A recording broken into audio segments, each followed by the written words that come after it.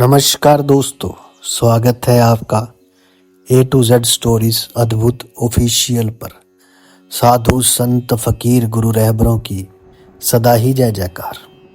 अब जब गोगावीर जी महाराज ने गोरख टिल्ले जाके अपनी माता के वचनों के पूरा करने के लिए भंडारा किया और वहीं पर उनको ज्ञान हुआ कि वो पद्मनाग के अवतार हैं और वासुकी नाग उनके पिता हैं, तो गुरु भंडारा कर ददरेवा नगर आने पर सारी घटना उन्होंने अपनी माता महारानी बाछल को विस्तार पूर्वक सुनाई कि किस प्रकार गुरु भंडारा हुआ। लेकिन ये नहीं बताया कि वो किसके अवतार हैं, क्योंकि ये भेद नहीं खोला। इधर महारानी बाछल ने रानी श्रीयल को समझा रखा था कि तुम बाघ वाली घटना की चर्चा अपने पति गोगावीर से मत करना, क्योंकि रानी श्रीयल का अपमान उन्होंने किया था अर्जन सर्जन ने। इस बात का अगर गोगावीर जी को पता चलता तो घर के भाइयों में झगड़ा कराना उचित नहीं। एक का क्रोध दूसरे की जान ले सकता है। कपटिन काछल भी महायोगी गुरु गोरखनाथ जी महाराज के श्राप को भूली नहीं थी, जिसे याद कर वे कांप जाया करती थी। इधर गोगा जी महाराज गुरु भंडारा कर राज कार्य और समाज सेवा में लग गए। रानी श्रीयल भी गृहस्थी के कार्य में अपनी सास का हाथ बटाने में पीछे नहीं रहती थी। आपस की फूट के कारण कोई सुख की नींद नहीं सो पाता है। होनी वश ददरेवा नगर भी यहां से बच नहीं पाया था। आपसी फूट जो है वो बड़े बड़े लोगों के घर बर्बाद कर देती है। इससे अब ददरेवा नगर भी बच नहीं पाया था, क्योंकि कप्टिन काछिल का जो लगाया हुआ बूटा था वह बड़ा होने लगा था। चौमासे के कारण वर्षा ऋतु का जोर था और ददरेवा नगर के शासक अपनी जनता के संग कंधे से कंधा मिलाकर खेती बाड़ी करके गृहस्थ धर्म पालन करते थे। राज्य के खजाने को जनता की मदद के लिए सुरक्षित रखने में ही सबकी भलाई समझते थे।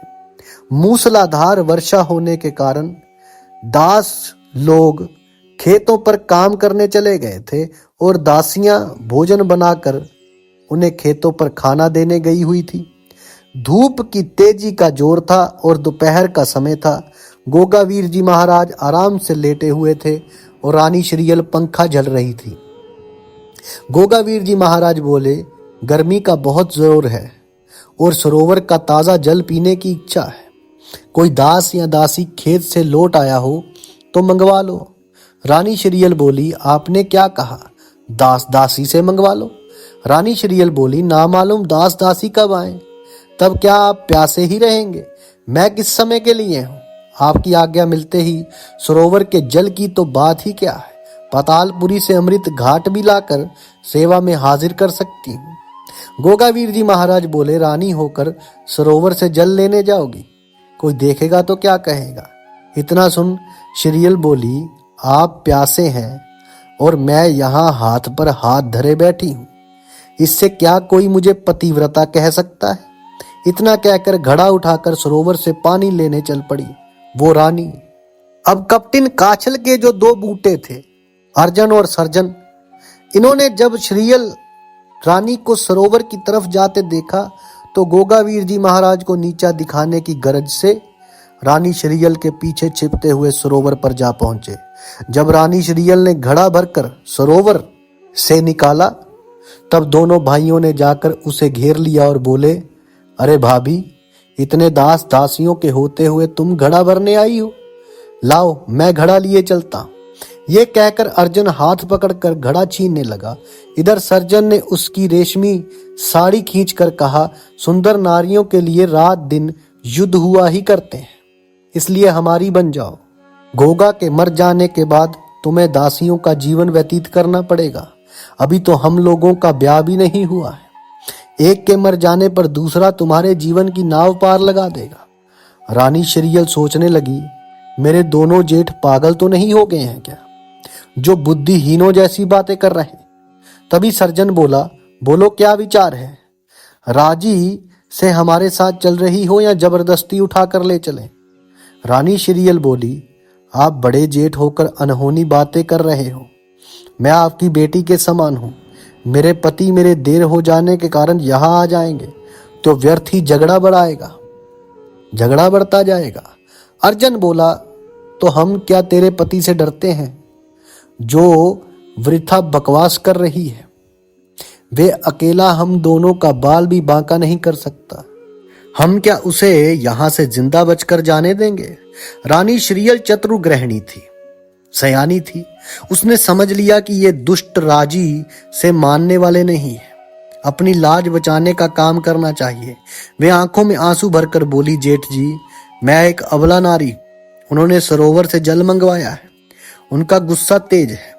अगर वे आ गए तो ना मालूम किसकी मौत पुकार उठे, और उन्होंने गुस्से में मुझे ही कत्ल कर दिया तो फिर आपका कुछ मतलब हल नहीं होने का।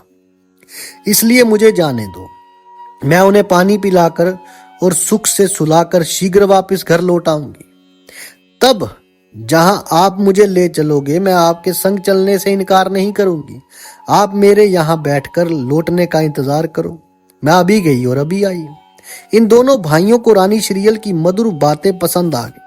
उन्होंने सोचा, जब सीधी उंगली से घी निकलने की आशा है तो उंगली टेढ़ी करने से क्या लाभ। ऐसा सोच उन्होंने श्रीयल को जाने दिया और कहा, अगर तुमने विश्वासघात किया तो आइंदा तुम्हारी बुरी दुर्गति की जाएगी। रानी श्रीयल गुस्से में चूर हो महल में जा पहुंची और गड़ा बड़ेली पर रखकर जारी गोगा जी को पकड़ा दी।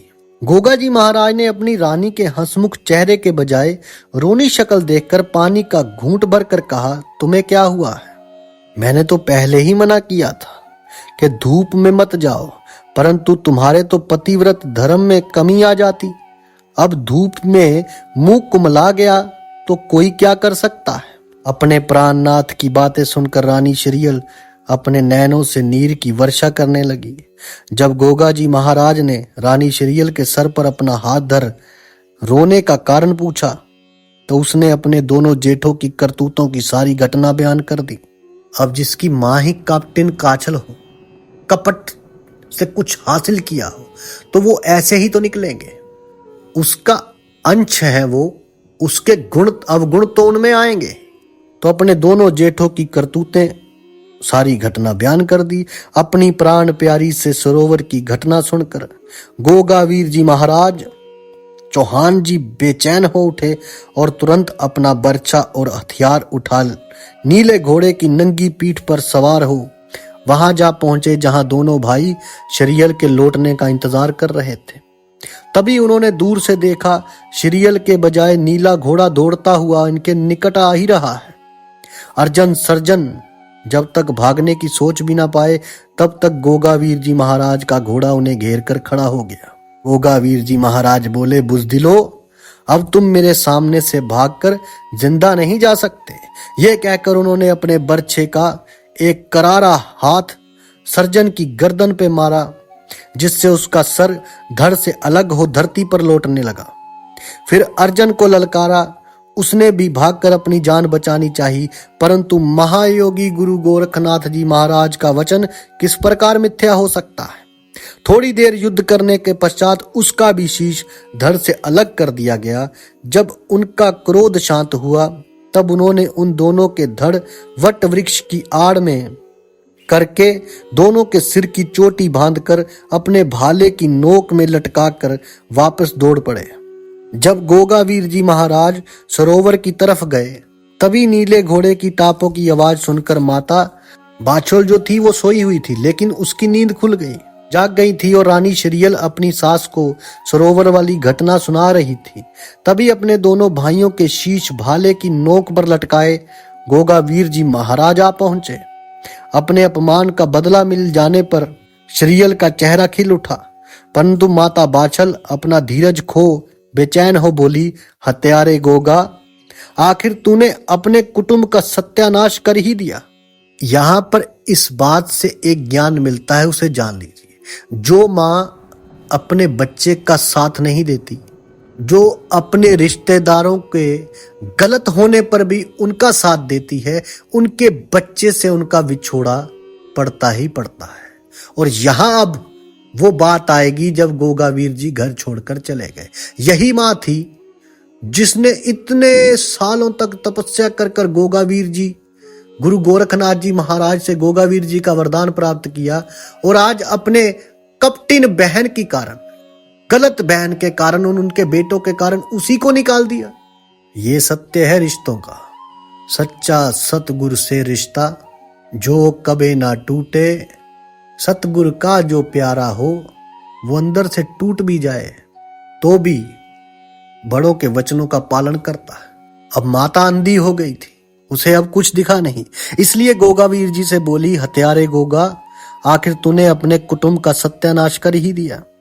वो ये भूल गई कि सत्यानाश तो अर्जुन सर्जन ही कर रहे थे। वो बोली, तूने ये भी ना सोचा कि ये मेरे दोनों भाई, मेरी दोनों बाजू हैं, जिनकी वजह से दुश्मन ददरेवा नगर की तरफ मुंह नहीं करते। वे भयभीत होकर कहते हैं कि ये रण बांकुरे जुझारू तीन तीन भाई हैं, इनसे लोहा लेना कठिन है। अब तुझे अकेला समझकर कोई भी ददरेवा नगर पर आक्रमण कर सकता है। तुझ मूर्ख ने अपने बाजुओं को खुद काटा है। मेरे आगे से अभी चला जा। मैं तुझ जैसे हत्यारे का मुंह भी देखना नहीं चाहती। इतना कह माता बाछल ने अपने कमरे का दरवाजा बंद कर लिया। इसे कहते हैं अंधापन, इसे समझिए। तो जो ऐसी माताएं होती हैं उनके बच्चों से उनका विछोड़ा जाहिर है। जो गलत को गलत नहीं कह सकती, सही को सही नहीं कह सकती, उनका विछोड़ा जाहिर है। तो गोगावीर जी महाराज भी बेचैन हो अपने घोड़े का मुंह घुमाकर बोले, मां तुम्हारी आज्ञा, सिर माथे शिरोधार्य। अब मैं तुम्हें अपना मुंह कभी नहीं दिखाऊंगा। अगर दिखाना पड़ गया तो तुरंत ही पृथ्वी में समा जाऊंगा। अब आगे क्या होता है वो आपसे साझा करेंगे अगली वीडियो में। तब तक के लिए आप सबका धन्यवाद। आप सबके भीतर बसे उस परमात्मा को मेरा प्रणाम। साधु संत फकीर गुरु रहबरों की सदा ही जय जयकार। अलख निरंजन।